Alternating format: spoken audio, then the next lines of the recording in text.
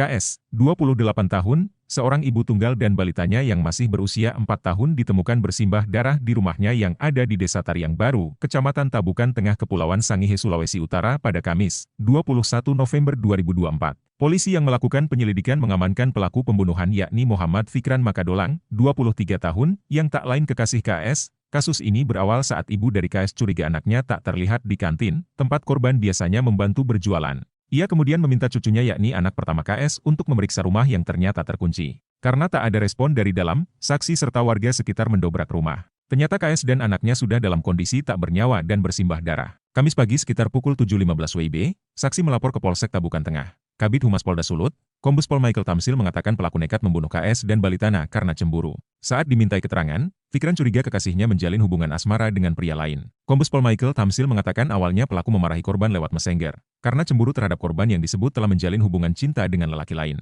Setelah itu Fikran mengambil senjata tajam di dapur rumahnya dan pergi ke rumah korban dengan menggunakan motor. Saat itu KS belum tidur sementara balitanya tidur di atas kasur lantai. Fikran kembali membahas pria yang diduga menjalin hubungan asmara dengan KS. Korban di situ tidak mau menjawab dan hanya melihat-lihat handphone, jelasnya. Kemudian, pelaku menanyakan sosok pria yang telah mengirimkan uang kepada korban secara bertahap yakni uang 5 juta rupiah dan 2 juta rupiah. Korban mengatakan uang tersebut diberi oleh mantan suami untuk kebutuhan anak.